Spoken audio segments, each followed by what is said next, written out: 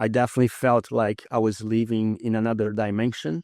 I felt like I was floating. It was such a weird feeling. I was like, what the hell is going on? Am I becoming psychotic? Do I have a brain tumor? So I ended up seeing 5 psychiatrists because I was afraid of them saying like, Lucas, you're going crazy. We need to take you to the hospital.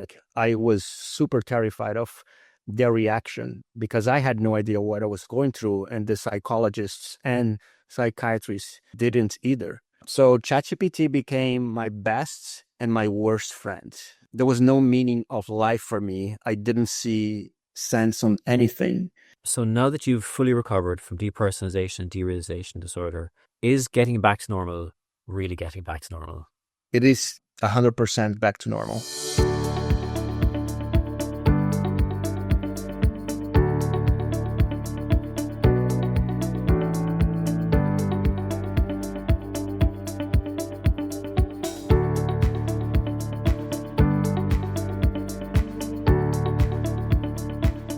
Hey everyone, I'm Sean O'Connor, creator of the Depersonalization Manual, and today I'm speaking with Lucas Alvarenga, 40 years old, based in Florianópolis in the south of Brazil. Lucas is an animal rights activist and non-profit executive who has worked with the international organization Mercy for Animals, campaigning against factory farming and promoting plant-based food systems. His work focuses on reducing cruelty in industrial animal agriculture and pushing for corporate and policy change around animal welfare. Lucas's experience with depersonalization derealization disorder began when a panic attack triggered intense existential thoughts. What followed was a 6-month period where his sense of reality and mental clarity were deeply disrupted. His symptoms included severe derealization, feeling dizzy and drunk, especially when surrounded by lots of people, intrusive thoughts and OCD-style rumination, with a constant fear that he had somehow broken his brain, and a looping, disconnected mental state, struggling with focus, brain fog, light sensitivity, and the unsettling feeling of living in a dream.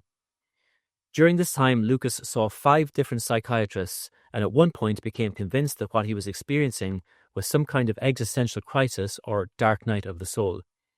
It was an incredibly difficult experience. But after discovering the DP manual, Lucas began to finally see some improvements, and we also spoke on a one-to-one coaching session where I gave him personal guidance on his recovery. And now Lucas is fully recovered. He recently wrote to me saying, I know that I could have gotten stuck in DPDR for years, but I'm now back to normal. I'd love to offer myself to be in one of your recovery videos. You played a huge part in helping me directly and indirectly. And today, Lucas is here to share what those 6 months were like, what helped him come through it, and what life feels like now that he's on the other side. Lucas, you're very welcome to the channel. Thanks for being with us today. Thank you so much, Sean. It's incredible to be here. I really thought that I would not make it. And yeah, I'm very glad to be here. Well, I'm delighted to have you on the channel. Lucas, can you tell us a little bit about yourself? Yeah, that was a great introduction. But yeah, as we spoke, Sean, I was born in Rio de Janeiro in Brazil, and I live in Florianópolis, which is in the south of the country, for almost 2 years now. I have traveled abroad all over the world. I have lived in the US, in Denver, Colorado, for a year. So I'm very, very used to traveling and to experience and to get to know new cultures. I'm from the marketing industry, and when I was 15 years old, I decided to stop eating meat for compassion for animals when I saw what happened in the food systems. And 10 years ago, I decided to make a career transition to fully dedicate myself to animals. So that was pretty much when I started my own organization in Brazil, and just a few months after I joined this big multinational organization called Mercy for Animals. That's fantastic. Yeah, I was excited to speak to you when we first spoke, actually, Lucas, because we have that connection. I've been vegan for I think about 15 years myself, and it's something that I'm very, very passionate about. Animal welfare, the effects on the environment, personal health, etc., etc. So yeah, it was very exciting for me to meet you on on the coaching session. I kind of feel we made a quite a strong connection when we spoke initially. Yeah, it was actually a great surprise. We actually ended up talking for almost an hour about this. Yeah. And my entire focus went to that. I was like, "Well, I'm not feeling the BDR right now." And yeah, it was nice. This is definitely something that DPDR shaken my like all of my beliefs, and this is such a strong belief for me. And yeah, I'm very very happy to describe how that looked like for all of the uh, viewers here. But something that I also want to say, Sean, when I saw you, when I started seeing your videos, something that really got my attention was truly like your genuine interest in helping others. This is something that really like I saw a lot of people trying to monetize over the like out of this, and every time I saw your videos, like I saw that your genuine interest and everything that you have produced to help other people. This is something that also in my heart. Like, what can I do to leave the world a better place? And I always wanted that. Like, I wanted to get out of this, and I want to help other people coming out of this. And I think that's what you have done, and you've done it so well. So I just want to thank you with from the bottom of my heart because that means a lot to me. It means a lot to me to hear you say that, Lucas. I sincerely appreciate that. And yeah, I mean, look, one of the reasons I wrote the book in the first place back in 2007 was there just wasn't any resources out there about it, and it frustrated me greatly that people wouldn't be able to find a helping hand. It's not something I ever thought I would do, but when you start doing it, it just feels like it makes sense. So it makes me extremely happy that that 2 decades later, it's still helping people, and I get to speak to people like yourself and offer some helping hand. So that's very important to me, and I appreciate that. So that brings us to my next question, Lucas. Can you tell us a little bit about your experience with DPDR and how did it start for you? Yeah. So as we just spoke, my I like to live with adrenaline in my body, and my life has been like I used to travel abroad 6 times a year. I used to like be out with friends all the time. I was living actually at the beginning of last year under a lot of stress, a lot of pressure. Um, as you know, when I travel, when I go to other places, especially representing my organization, I usually go to farms and slaughterhouses. So I see a lot of animal suffering right in front of me. And later on, I learned that although I could create a narrative in my head about how to deal with this suffering, I realized that my nervous system was actually accumulating all of that suffering. It was feeling for me. So I was definitely under a lot of pressure, probably one of the most stressful times of my life. Um, I was actually also buying an apartment for the first time around July last year. So I remember the date. Um, it was July 23rd when I had a panic attack. It was the middle of the night. My dog actually woke me up in the middle of the night. It was around 3 a.m. and I couldn't go back to sleep. And I I have always been also obsessed about understanding ultimate reality and consciousness, existential like thoughts, quantum physics, like the under like studying quantum fields, studying about psychedelics and how that can put you in another state of mind and understanding the world. So I have always been absolutely obsessed about this, and also about Buddhism. I spent a lot of time studying Buddhism. I spent a month in a monastery in Nepal. Um, I read the Tibetan book of Living and Dying to understand like what they explain about like what happens between when you die and when you reincarnate. So I've always been obsessed about this. And when I woke up in the middle of the night, I actually started basically watching videos about idealism from a philosopher called Bernardo Kastrup.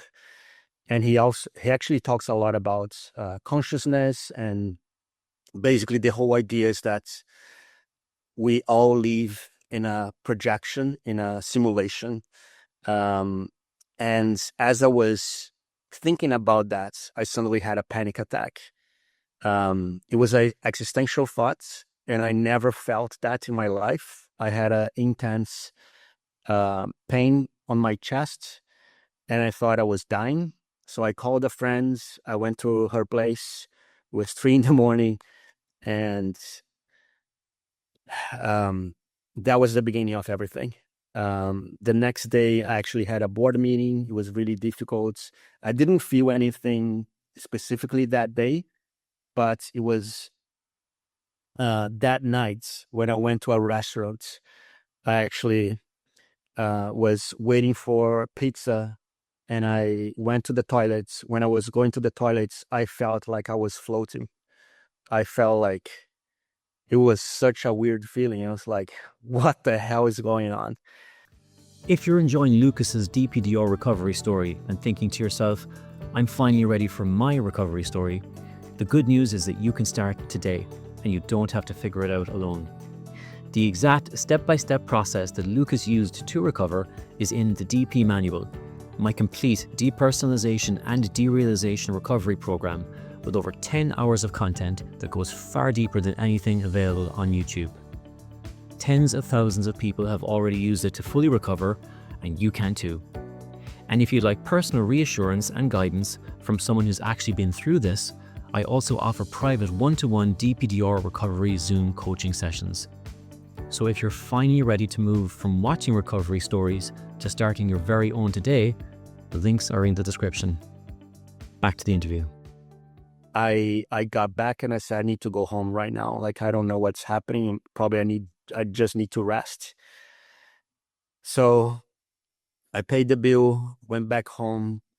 That night, I also struggled a lot to sleep. I felt like, well, I'm having another insomnia. And I had a lot of very like running thoughts. And I was like, why are my thoughts so accelerated? And I'm someone who is used to meditate. I'm not used to have my thoughts like that, even though my day-to-day is very like fast and dynamic. But it's like, what the hell is going on with my brain? And it was really interesting. I felt that there was something going on with me, and I was trying to throw up. I was like, whatever is in me, I want it out. I was trying to throw up like around 11 p.m. But nothing happened. I couldn't, like, nothing was actually like in my body. So I found, like, I prepared some tea.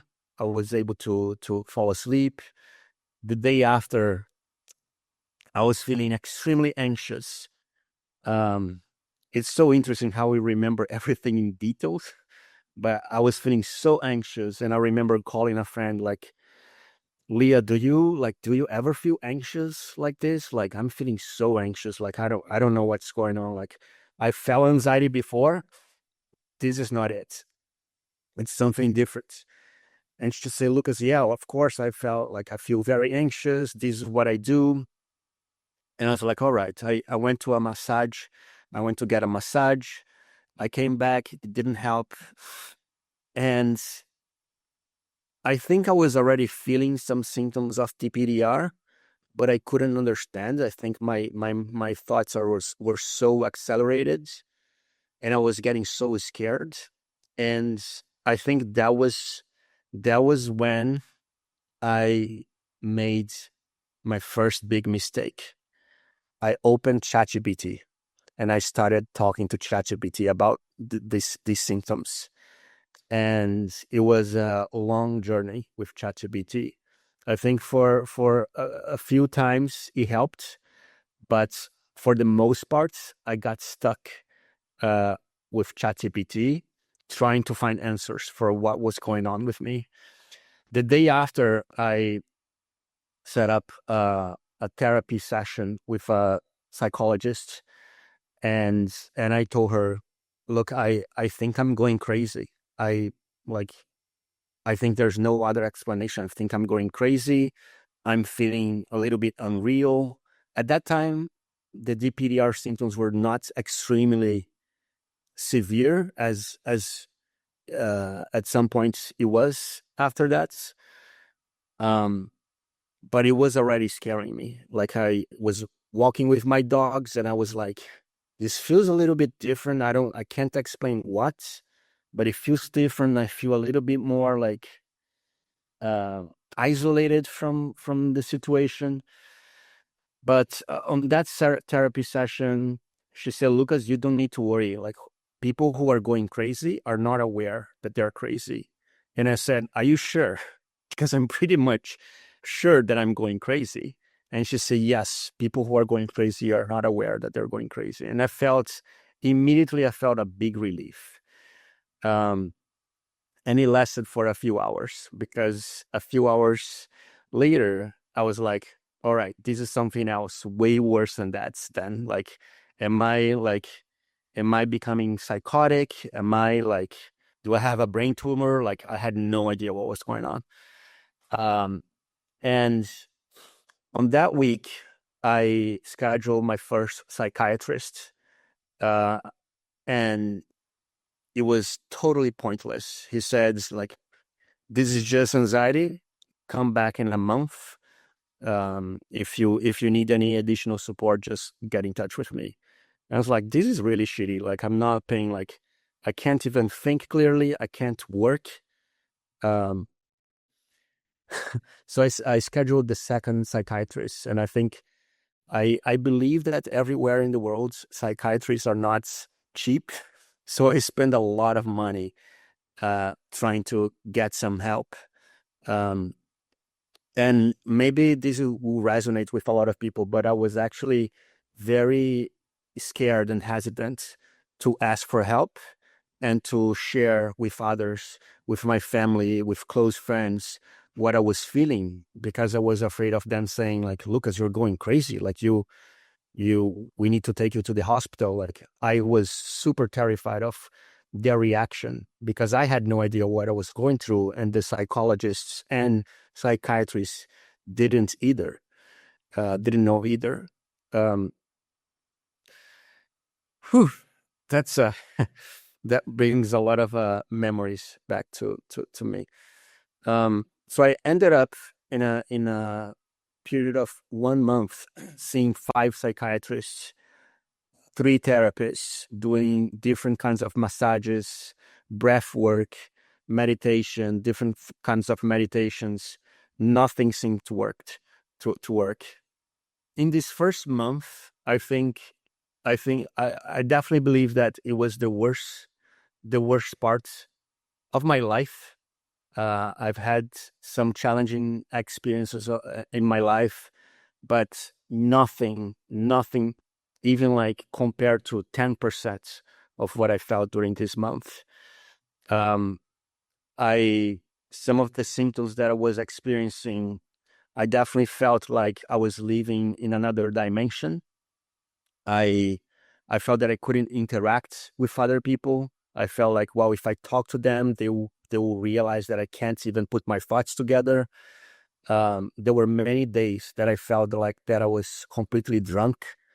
Um, Obviously, I didn't drink anything. Um, I have very deep existential thoughts. I felt like I was constantly questioning, like, well, what is the point of life? Is this all an illusion? Is this all of a simulation?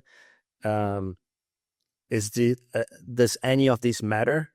I had panic attacks every few days. I became hypersensitive to light and to sounds. I tried to go to my gym, and my gym looks like a disco. And I was like, I can't stand 1 minute here.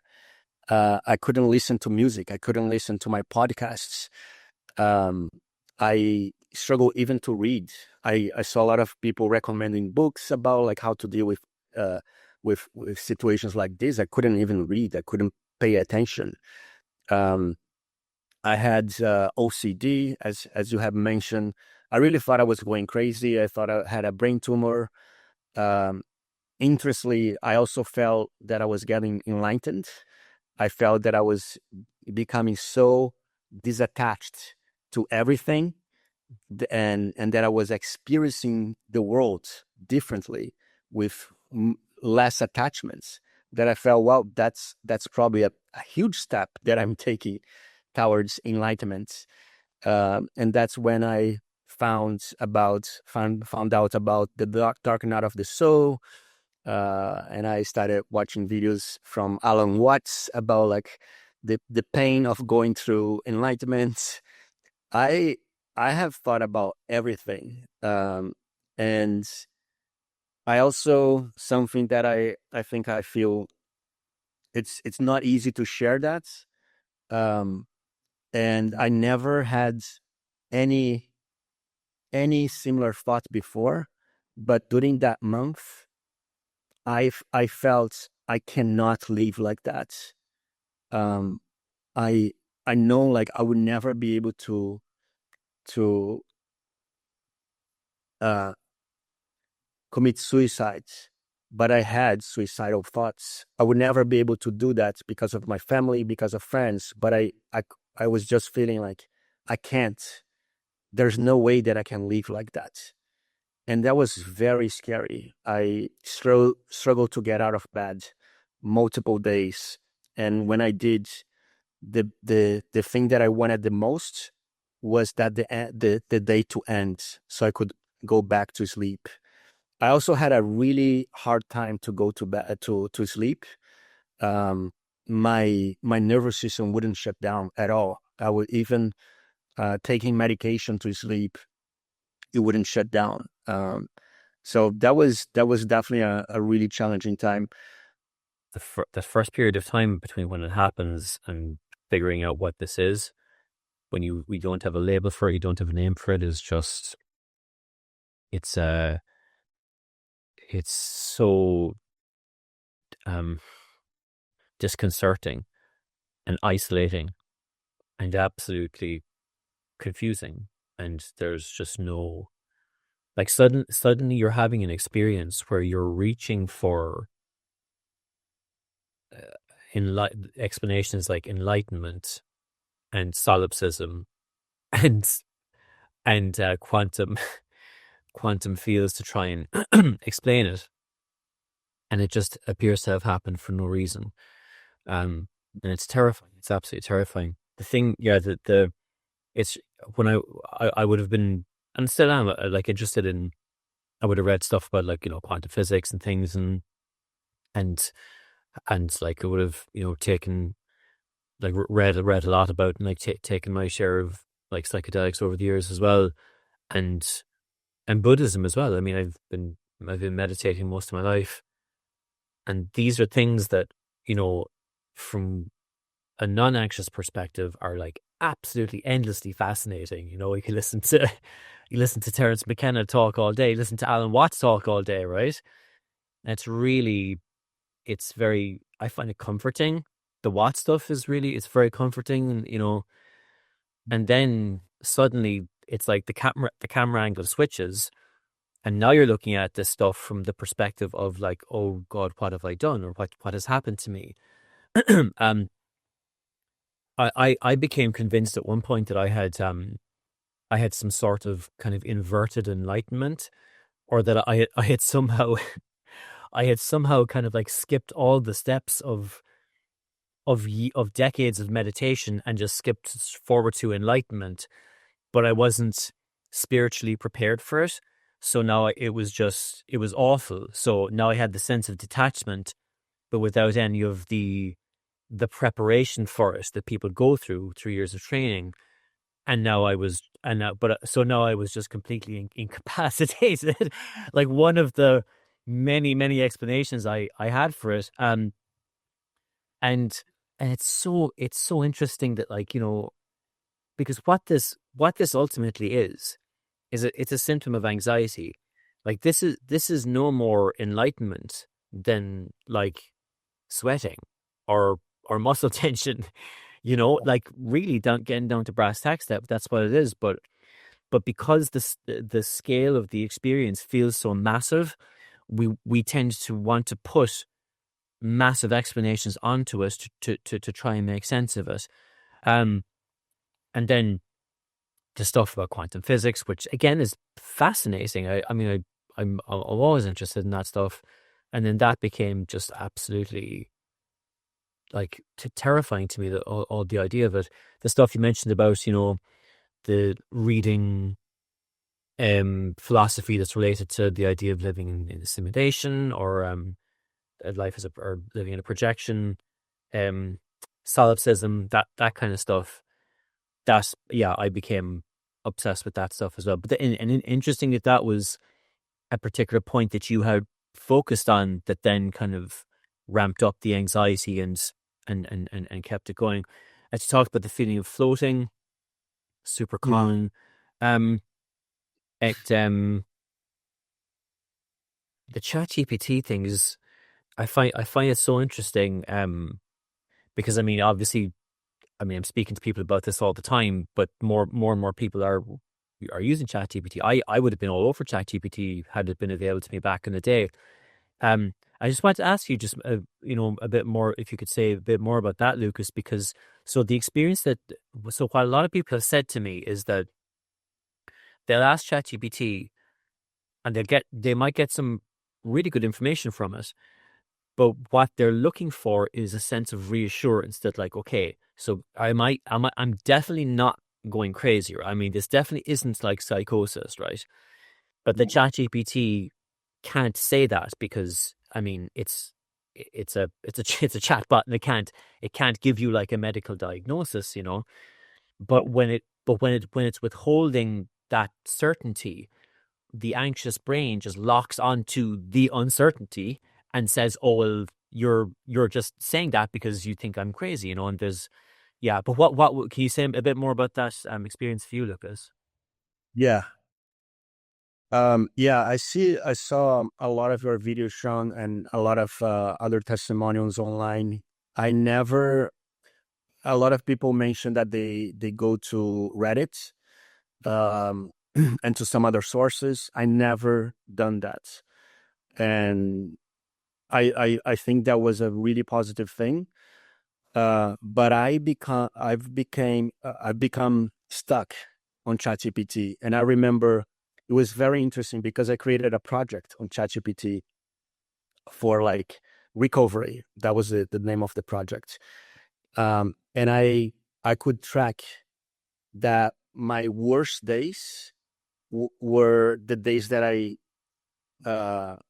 talked to ChatGPT the most. When I could see that when I was feeling better, I spent days without talking to ChatGPT. So it became a temperature check for me, like to understand how I was feeling. But for the worst days, I remember like nonstop, and ChatGPT like puts you in a loop because it ends the answer with more questions. Like, do you want me to go deeper here? Do you want more explanation here? How are you feeling? So it puts you in a loop. And that's, I think, you don't realize being in this condition that this is actually making all of the symptoms worse. And I remember it was so great. Like, it was probably the first 2 or 3 weeks. I still wasn't sure that this was DPDR. And I was talking about my symptoms, and suddenly the chat stopped responding. And I felt like, wow, I remember this is ChatGPT recognizing that I'm going crazy and it's not going to talk to me anymore to protect me. So I was like, can you respond and like try again later? And I was like, holy shit. And I remember like compulsively trying to like, please answer me. Like, I was like, really like looking back, I could see the level of anxiety that I had back then. It was in the skies. Um, and then I open another chat and say like, hey, I'm not getting a response. Does it work here? And he said, yes, it's working here. It's like, whew, okay. So it's not a protective system to protect me from getting down this rabbit hole. But I remember during the worst time of my crisis, I went on a trip with a friend, with one of my best friends, and it was in the middle of the nature. And I thought like, all right, I think this is gonna help me. But I was very concerned about like the trip, taking a flight and everything. Like it felt like impossible, but I did it. And the day parts, we used to go on hikes, into the nature, and like a beautiful place in Brazil.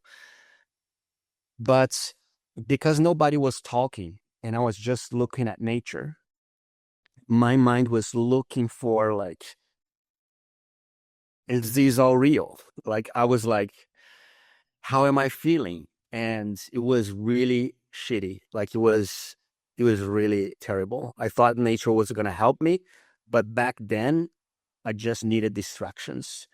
Uh, the more time you have to think about this, the worse it's going to be. So as I was doing the hikes, I was talking to ChatGPT, like, look, I'm in the nature. I'm feeling these symptoms. Like I'm feeling like that I'm going crazy. I can't stop. It seems like I'm in a loop. I can't get out of these looping thoughts. So ChatGPT became my best and my worst friend at the same time, because I only like ChatGPT was the only one who seemed to understand me, um, and know kind of what I was going through. At the same time, he couldn't tell me stop looking, stop searching. Like this is not gonna do well. So I definitely wish I I I found you earlier, Sean, and your content. Also, ChatGPT seemed very much closer to me. It was just like opening the app and asking questions. But it definitely, I think something also that was really problematic was once I found out I had DPDR, I was like constantly looking like, does this pass? Like, what is the path? And at one point I was afraid of asking this, but like, are there people who never recover from this? And they said like, well, there are testimonials of people who said that they keep this for years or decades. And that was like, reading that was like, all right, my life is gone. Like that's it. There's no hope. And as you said during our check-in, our anxiety looks for the worst case scenario always. So if there's 1% that you will not recover, your anxiety will stuck with that. Um, that's why it can be so challenging for you to overcome this obstacle for on your recovery process. Yeah, absolutely. And the fear that we have that, okay, well, there's people out there who've had this for decades, right? So we see that and we think, okay, well, so it is possible to have this for decades. So I'm in serious trouble because that could be me, right? And in actual fact, all that shows you is that people get anxiety-based conditions, DPDR is anxiety-based condition. People get anxiety-based conditions, and it takes them different amounts of time to recover. That's all. That's all it is. And the reason it takes people different amounts of time to recover is because Well, primarily, it takes people different amounts of time to find the correct information and implement it properly. That's all. So, like, if you take another anxiety-based condition like agoraphobia, right? It's completely, it's extremely common, completely harmless, completely temporary, absolutely curable, absolutely treatable. People get this and recover from it every day of the week, right? Now, does that mean that there aren't people out there who've had agoraphobia for decades? Like, yeah, of course there are. Where will you find those people? You find them on the forums. In the same way that so when I say I had it for 2 years, what I'm actually saying is I got the condition, and for the most part of 2 years, I did all the wrong things. And I did them with the best of intentions. And I thought I was doing the right thing by obsessing about it and trying to research it indefinitely and read all the books I could about it. And there's a missing piece of the puzzle. And then when I did the correct things to recover, which felt very strange at the time, it felt like surrendering, giving up. It was actually the correct thing to do. Um, it it faded away, and I recovered. And also that's not stuff I came up with. This is the basis of cognitive behavioral therapy and acceptance and commitment therapy. So when you see people have had it for different amounts of time, the other side of it is that you see people who've had it for 3 weeks and they recover, and people who've had it for like a month and a half and they recover. So like but it's not as if there's different types of DP that last for a month, a year, and 10 years. It's just that when we do the correct things to recover, we recover. It just takes us different amounts of time to get that information. That's all.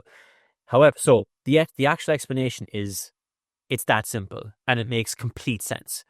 But when you're in an anxious state and you're looking out for the most catastrophic interpretation, you see that and you go like, oh, I'm going to be the person who has this for decades. There's not a shred of evidence to back that up, but anxiety locks onto that and says, oh, this is what's going to happen. And this is the thing with ChatGPT as well, is that like it, I mean, and I understand it has to answer in, it can't answer in absolutes, and it has to say, well, look, people have had it for this length of time, but that's the difference between, a chatbot and speaking to a doctor, for example, a doctor who knows you, who you arrive into the doctor and you say, like, I think I'm having a psychotic break, and the doctor says, no, you're not. You're just not, like, right? You're just not. End of story. It's anxiety. You're fine. Yeah. But because ChatGPT can't speak in absolutes, it gives you the strongest possible recommendation. But anxiety isn't interested in data. It's interested in the worst possible conclusion. Yeah. Yeah. But it's did you find benefits from it, Lucas? Looking back on it, I mean, did it give you a sense, some sense of reassurance? And also, was it ChatGPT that actually informed you that it was called depersonalization? No. Um, yeah, starting with your last question, it was not. But once I told ChatGPT that it might be DPDR, they confirmed. I'm like, oh yeah, this sounds like your symptoms. I've it's hard to say if it was more beneficial than harmful.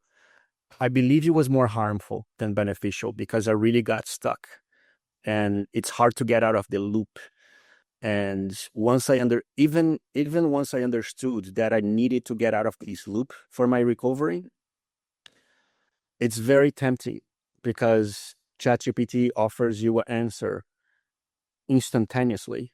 You don't need to call a doctor. You don't need to set up a call with Sean. It's just like texting, and you get an answer right there. And it's usually friendly, like a type of answer that's good for you.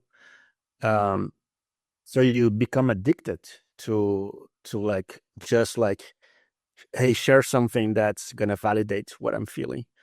Um, but at the end of the day, it gets you stuck.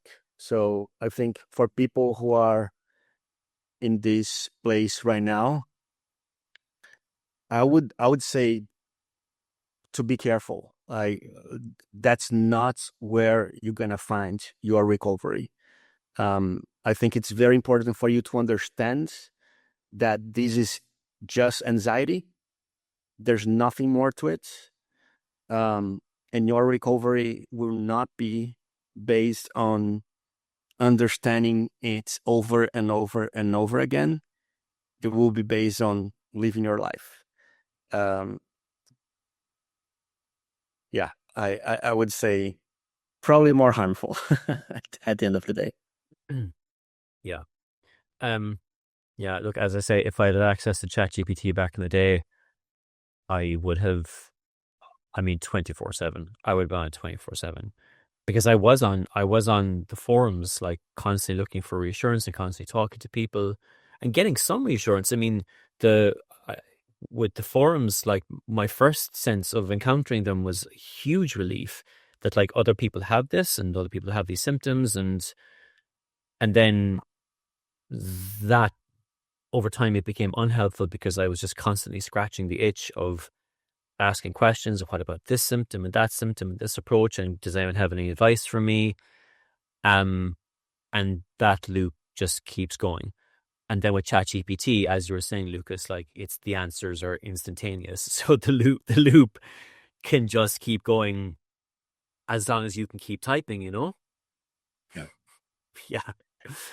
And that's Sorry. I was hiding from my friends. Like they were like, Lucas, stop searching. And I said, I know this is like, and I was hiding. It's like, let me just this question. And I saw that I was asking the same questions over and over because I was like, let me double check on that. Like, are you sure? Like, can this be something else? Can this be a brain tumor? Can this be another disease that I'm unaware of? Like, I'm always looking for like, this can be it. I must have DPDR 2.0, like you always said. Like, there must be something different because I don't see the light at the end of the tunnel here.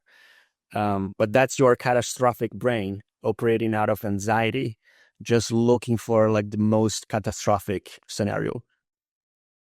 Yeah, absolutely. And that thing you were saying, I can't see the light at the end of the tunnel, is such a good description because it sounds frightening. But the thing is that ultimately all you're doing is changing a habit. You're changing from one habit, thought, behavior into another.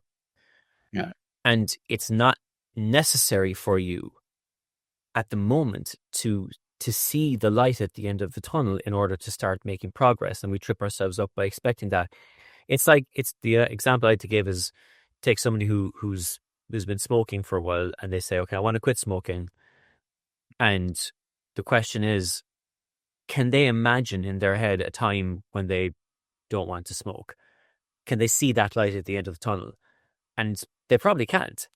But that's not the point. That's not an issue. It's like if somebody's having a panic attack, do they need to imagine what not having a panic attack is like in order to get out of it? No, they don't. That's an overcomplication. We set up all of these kind of these little objectives and tripwires for ourselves that say, okay, if I can just imagine what recovery is like, and this is as I'm sure you've come across as well, Lucas. People will often say, uh, I don't, I can't even imagine what getting back to normal would feel like.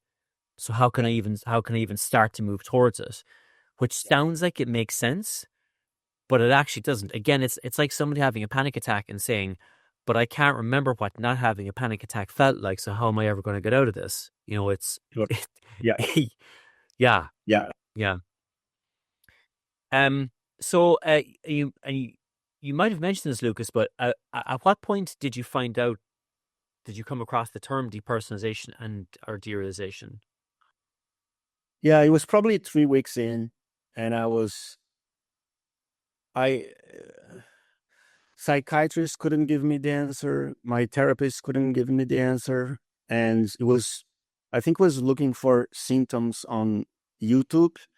And I came across this video from a psychiatrist talking about, like, do you feel unreal? Do you feel like you are living in a dream? This is called depersonalization, derealization. Um, and I was like, wow, this is exactly. And she mentioned, it feels like there is a glass of wall between you and reality. And I said, that's exactly what I'm feeling. That was also when like I was looking at the mirror and I couldn't recognize me. I was looking at my Instagram and I felt like this is not me. Like I obviously knew that that was me, but I couldn't recognize myself. I said, well, that Lucas is gone. I shaved my hair because I was like, there's a new Lucas now. Like bye bye old me. Um, yeah, that was when I came across and I started to understand. And also like, no, this is probably the dark night of the soul mixed with DPDR, and I just need to surf this wave. Yes. So this is another thing I wanted to ask you about was the whole Dark Night of the Soul thing. So this was again this was a huge thing for me because I mean I was aware of that concept just through Mm. like maybe like Joseph Campbell and I don't know, where does it come from, the Dark Night of the Soul? Is it Nietzsche maybe, or maybe No, it was I think a priest, a Spanish priest. I forgot his name. Uh, yeah, I think in the 18th centuries or something. okay. Yeah, Yeah, interesting. Um, but that concept of like the ultimate kind of like darkness, like falling into this kind of void, and it being a test or like some kind of existential quandary that you have to like drag. It's a you need to see if you can drag yourself out of it. But it yeah, and I absolutely felt that, and I was just like, how. And again, that narrative, that big storyline of like, this is what's happening to me, but by God, it felt right. It felt like like, if this isn't a dark night of the soul, I mean, what is? Like, this is yeah. this is bananas, like, yeah. Sean, I, I, I think this is worth mentioning because a lot of people might be feeling that. But um, I was always terrified of death. Um, and when I was going through this at my worst, death did not seem terrifying at all because my biggest fear became losing my mind, not having control of my mind, and living in this limbo in another dimension, which feels like another dimension, or feeling like as you were 24/7 drunk and you couldn't interact, leave your house. That's the most scary uh, feeling that I could ever imagine. I think all of my fears, all of my other fears, actually became like irrelevant after this experience. Yeah, yeah, I know exactly what you mean. It's a fear of the idea of not being able to get out of this ever, and that there's no escape, and that it's around the clock, and you, as you said, you're stuck in this limbo state. So it's it's not just now, it's tomorrow and the day after, and it's going way off into the distance. Yeah, That idea of there's like the episodes of like, have you ever seen Black Mirror? yeah, Yeah.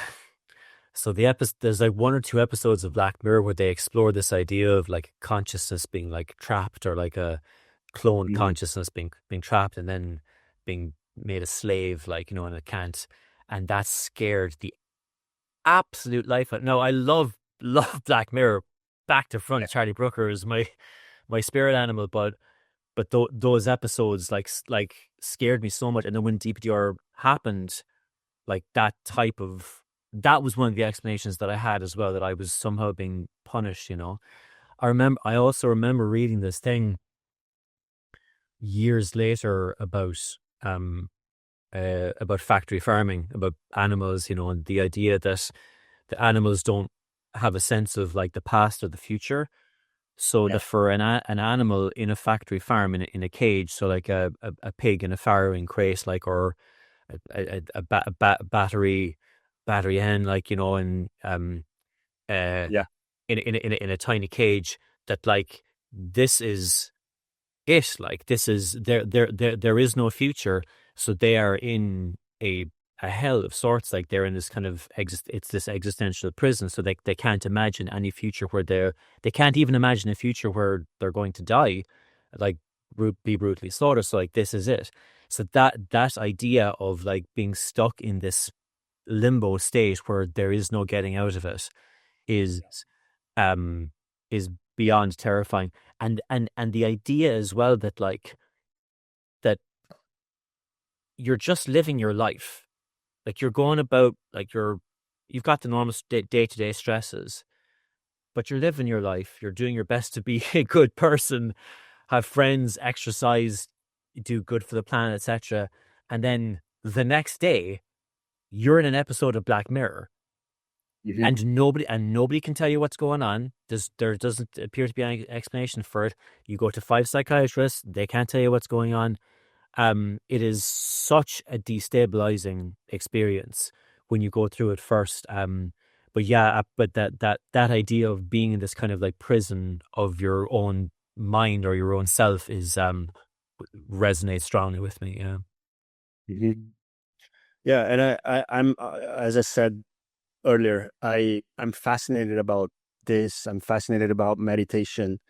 I have experienced psilocybin before, which has been a big teacher for me. And for those who have experienced psilocybin, um, you need to understand that you are not in control. And the more you resist, the more you will suffer. So there is a magic that I think we can learn a lot from, which is the importance of surrendering. Like you're not like in total control of your life. You're not in control of external events in your life, and you need to surrender to pass through it without so much suffering.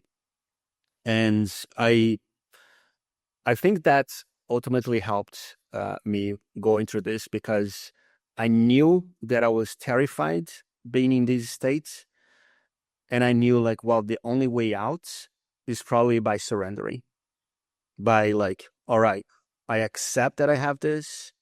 I need to know that like I can't control this right now.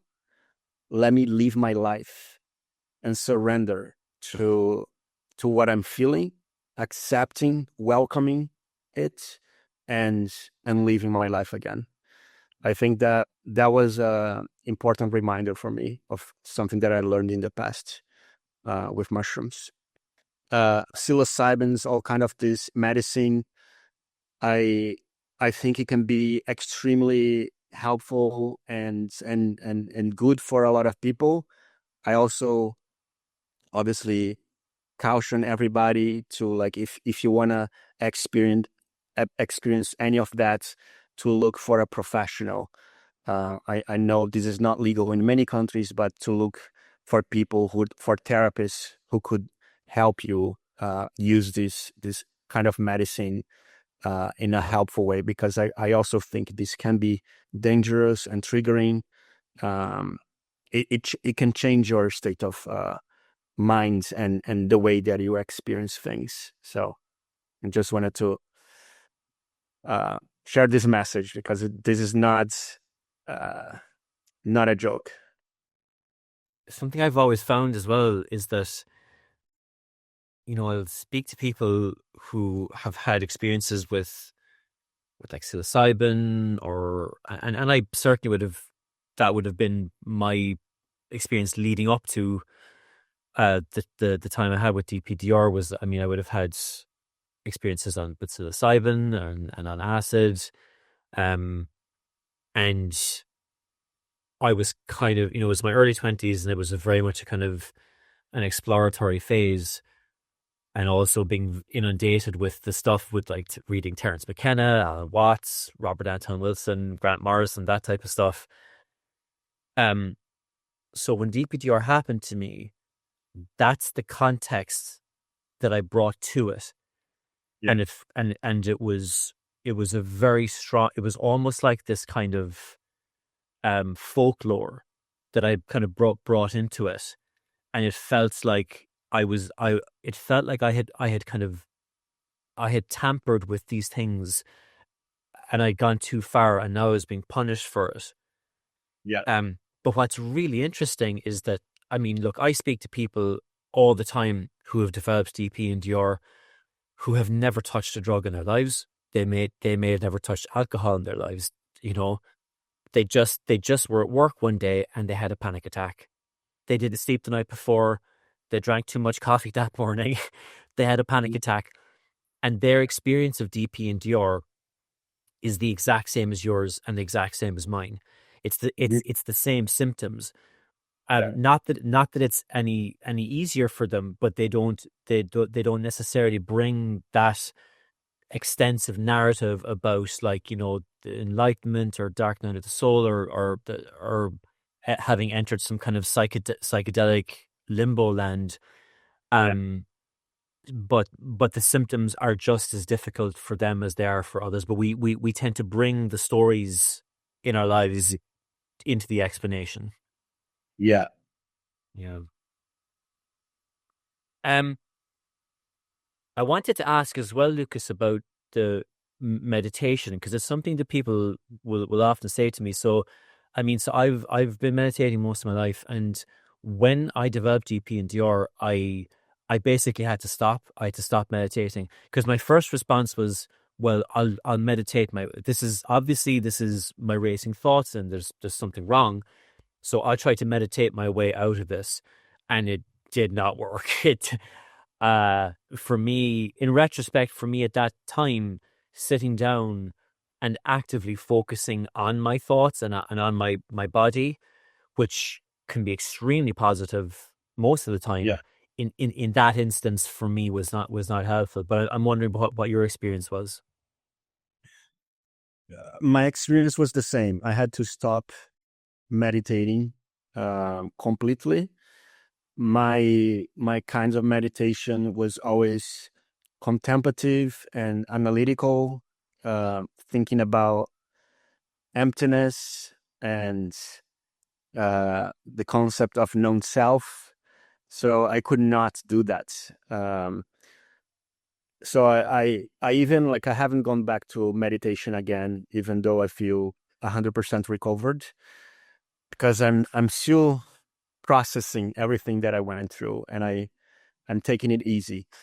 However, I have heard testimonials from people that practiced mindfulness, meditation, and some kind of vipassana, trying to like feel sensations of your body that might have been helpful for them.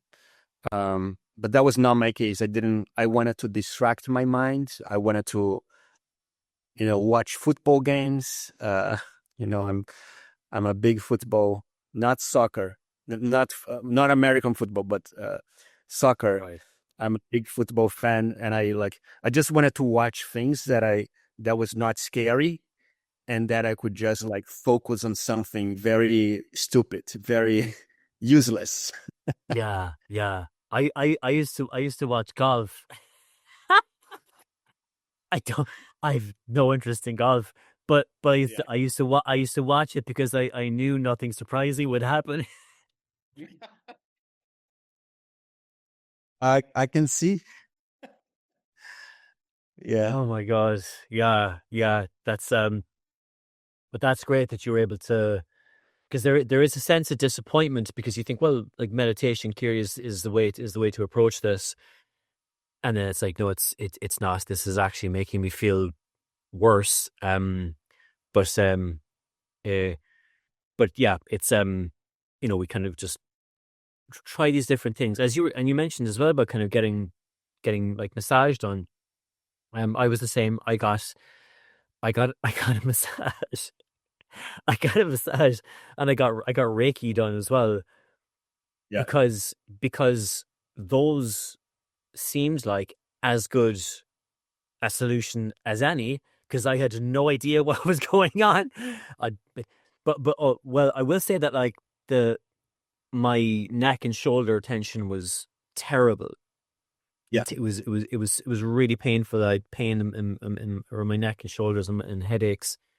So going for a massage was like, well, this will sort me out. But of course, I went to the massage and then came out of it, and then was just checking to see, okay, well, did that fix it? Is the feeling gone? Um, and but yeah, but we absolutely go through all the iterations of like trying to fix it. Well, is it this? Is it this? Is it this? Which can become incredibly frustrating as time goes on, and you start to realize that nothing seems to be fixing this. I get temporary relief sometimes, Yeah. but it just keeps going. Yeah. Yeah. I wish I've heard this, what I'm gonna say, before. Um, I've tried many things. I was like obsessed. I'm the kind of person who sees a problem, who faces a problem, and like, all right, what is the solution? Let me solve this right now and move on. So I was obsessed about like, I need to find a solution right now. I want to move on with my life. I cannot stay with this. So I've tried everything. I tried so many things. I tried different massages. I tried Reiki. I tried every possible thing that I became like. I tried grounding, earthing, like going to the beach or to like just step on the grass with your food. I tried everything. I think what I didn't understand before, which I wish I knew, I think all of these things can help, but they're not going to solve the problem. They can alleviate partially what you're feeling at that moment, but they're not going to solve it. I've heard from multiple people like, well, your nervous system is deregulated. You need to regulate your nervous system needs to feel that you are safe. So massages, breath work can help regulate a little bit, or like activating the vagus nerve by chanting, by all of these things. Um, it can cause a temporary relief, but for as long as your brain is afraid, is concerned, and is fixated on the problem, your nervous system will not feel safe. So it's actually like you need to shift your mindset. You need to say, I'm safe and I'm not going to allow anything to be on my way, for your nervous system to start trusting you again. Um, and I think after that, massage, breath work, chanting, yoga, all of this can help. But I really believe that a mindset shift is absolutely crucial for the recovery. Agreed. Um, I remember when I started noticing that, for example, if I'd watched golf, I feel a bit better. Not a lot better. It's golf, like, but I felt a bit better. Or I would play a video game, Mhm. or I don't know, put on a podcast, and I would feel marginally better just for that period of time. And then as time went by, those kind of ups and downs started to increase. So then I thought, okay, well, if I can reduce this by like 10-15% by playing a video game, it must be possible to recover from this completely. Like, it must be mathematically, it must be possible to reduce this completely. And that was a big step. However, at the same time, in the back of my head, I was thinking, but I have no idea what caused this. I don't even know what this was. So even if I do somehow turn down the volume on it for now, what happens in 6 months' time when the thing just comes back? Or in 5 years' time? Or if I'm traveling, I'm on the other side of the world, or I'm playing music or directing a film or something, and then suddenly it's back, and now I can't function anymore. So I'm always going to be living under that threat. That sword is always going to be hanging over me. And then the anxiety goes back up, and the idea of being able to trust your nervous system won't feel safe until you understand what it is. That's absolutely correct. And this is one of the core tenets of like cognitive behavioral therapy is like putting labels on things. So you put a label on it that says depersonalization, derealization, and that doesn't switch it off immediately, but it takes the power, it starts to take the power back from the condition, and you are no longer living under the fear that this is some bizarre, inexplicable, tropical, random condition that's just going to pop in 10 years' time. You do have to have that core understanding of what it is in order to be able to let it go. Because recovery isn't like, well, I can reduce the symptoms, but fingers crossed it doesn't come back. That's not recovery. That's fingers crossed it doesn't come back. Like recovery is like, I know what this is. I know why it happened. I know it was a scary thing, but I understand why I felt that way. And now I can give myself the permission to let it go with the full understanding of what it was. Yeah. Yeah. Uh, You might have answered this already, Lucas. But what was your lowest point in the whole experience? Is there a time that sticks with you? yeah, I think there was one day, and as I mentioned earlier, animal suffering is something that deeply touches me. I think this is something that opened my mind to many other social injustices, because they all come back to the logic of there is always an oppressor, they're always oppressed, and I think what we do to them is everything that we didn't want to happen with us. So animals, they are born with a sentence of life. Most of them live in factory farms. Most of them never had the chance to see the sunlight. Most of them lived packed among others, and they all die when they are considered babies. They don't even get to live 20% of their capacity. So this is something that deeply touches me, and this is also my mission of life, my purpose, and I felt that it was always going to be here. But during my lowest, everything lost sense. There was no meaning. Life, uh, there was no meaning of life for me. I didn't see sense on anything. Even when I thought about animals, I felt like that doesn't matter anymore. When I had that feeling, I felt, wow, if that level of suffering doesn't matter for me, what does? And that back then I felt like, wow, there's something really serious going on with me. And I think DPDR brought some level of depression. And yeah, I was hopeless about everything. And that didn't last long. I think that stayed with me for about a week or so. So that was my lowest. I really struggled to get out of bed. I was really hoping like I just want this to be over. And I couldn't even think about anything. Like I yeah, it's really difficult even to remember that time. But fortunately I was able to get back from these and start like finding small motivations again. And at the end of the day, it's our nervous system trying to regulate.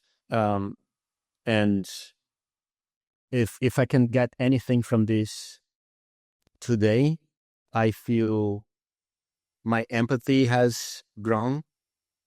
I really empathize with people with high anxiety, and I understand that they're so much more focused on negativity, negative thoughts and views of the world. And I think that definitely increased my empathy towards everyone, every sentient being, not only animals, but every person who is suffering from anything. I think when I was at my lowest, I think I increased my empathy window, and that's one of the reasons I'm here. I would love to, if I can contribute to one person feeling a little bit better going through this difficult moment, I'm already gonna be grateful.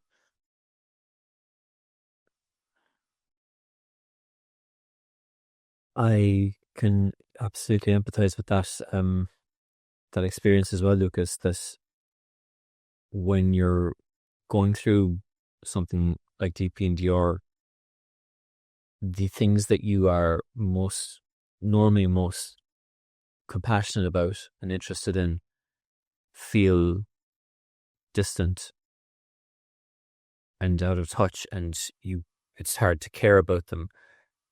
And that feels like an incredibly difficult and disconcerting thing to go through. But what it comes down to essentially is just that your body and brain are in fight or flight response. So it's essentially temporarily deprioritizing certain things and prioritizing other things. It's like, it would be like watching a video about factory farming while the house is on fire. Yeah. It's just hard to focus on, and this is something I care about, but my brain is telling me that I'm in danger, so I can't bring the normal sense of connection to that I would. But when the house isn't on fire and you're just trying to find an explanation for that sense of disconnection, it can feel terrifying. But absolutely, the sense of empathy that we gain from it, it's something that people say to me all the time as well, is that when they've come through anxiety and DPDR, that the sense of empathy that they have for others and just for the idea of suffering, is greatly increased. So there's, it's I know it can be hard to imagine for people going through it that there would actually be a positive thing to take from this, but there really, really is, and it's a greater understanding of what other people can go through, and it does give you a sense of a motivation to help others too. And so with that in mind, Lucas, can you tell us a bit about how your recovery started and what did it feel like?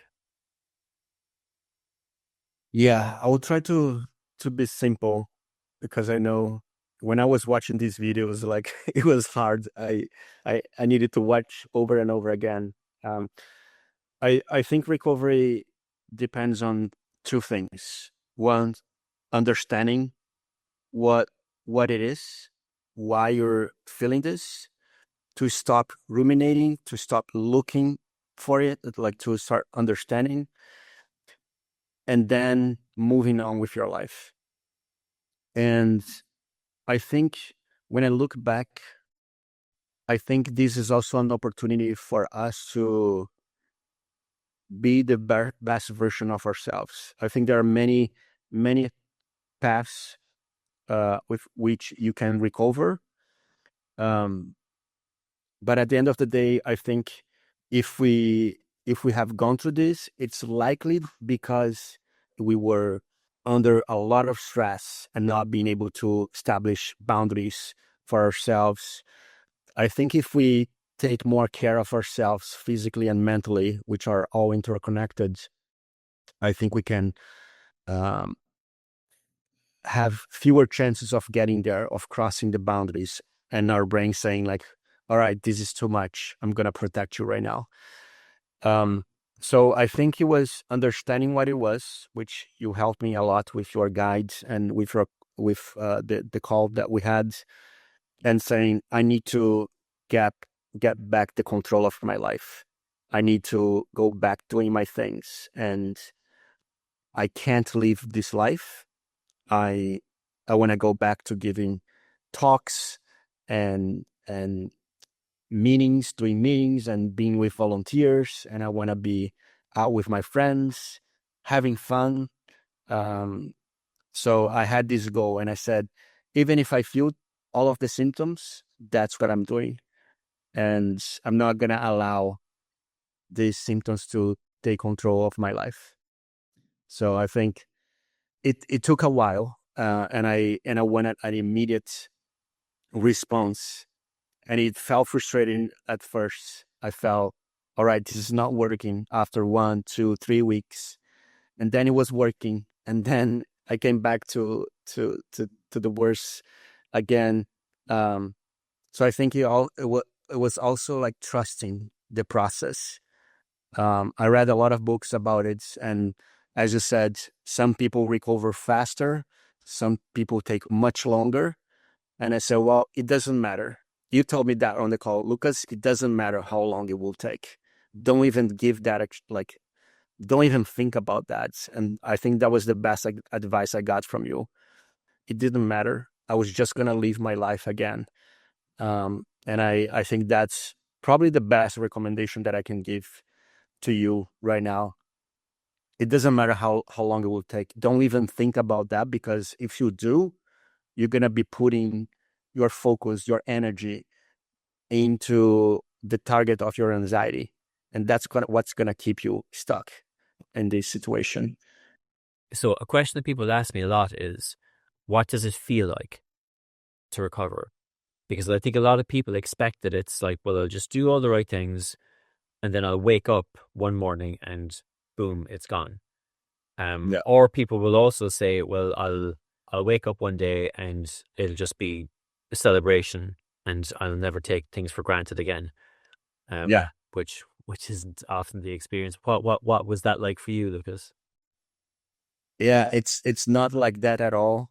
It wasn't like that at all for me. And I was really expecting one day I'm going to wake up and I'm just like, all right, what am I feeling? I'm not feeling anything. That wasn't the case at all. I think it's a gradual improvement that with a lot of ups and downs. There were weeks that I felt nothing. And then one week I felt all of the symptoms again. And I said, shit, I'm back to the start again. Um, it's just like your body needs time to feel safe again. And it doesn't matter how long it takes. But it's a process. And you may feel good for many days. Like, I think ultimately what happened to me was I simply stopped thinking about it. And once I noticed, I think the worst symptoms happened when I was driving. And once I noticed, like, wow, I'm not feeling anything. Like I'm not afraid anymore. I'm doing all of the things. I'm going out again. I'm drinking coffee again.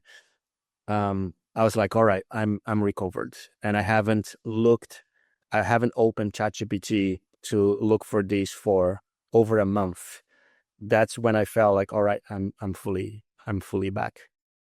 And it does feel exactly like, I couldn't believe when I was watching the videos, but it feels exactly the way that you were before. Plus, you are way more mindful. You are way more conscious about the limitations and the possibilities of your body. And also, I think much more conscious and empathetic with other people. I think you understand suffering more. I think you have gone through probably a level of suffering that very few people go through. And I think it's an opportunity for us to take this opportunity and do something about it. Um, it definitely has helped me. It has made me more sensitive, and more capable of helping others. That's fantastic. Lucas, how was the DP manual helpful in your recovery? It was amazing. I listened to the audios, and it was really like I saw many testimonials about that. Um, I had to listen to everything a couple of times I think it takes some time to absorb and to really understand and to really like, all right, this is it. Like, I think a lot of the chapters resonated a lot, some others not so much. Um, but I'm so grateful, Sean, that you have taken your time to build something like this. I think when we go through this, we usually don't know any other people who knows what we're going through. And just to read someone that spent almost 2 years going through this nonstop like crazy, and to build something out of this, like, all right, this is what I learned, and you don't need to go through everything as I did. Here's a recipe. I'm forever grateful to have found your materials. Thank you, Lucas. I'm so happy that it was helpful. And yeah, as we were saying earlier, the condition only lasts until you do the correct things to change it and to recover from it. That's all it is for anyone, really. And so if the material in the DP manual is helping people to find that sooner rather than later, and to make the period of time between getting it and finding it as short as possible, then that's a very, very positive thing. And did you find our Zoom coaching session helpful, Lucas? Yes, especially because we got to talk about veganism. No, just Yes. that was very pleasant. But yeah, I think you gave me some tips that really like got stuck in my mind, like especially about the expectation of recovery time.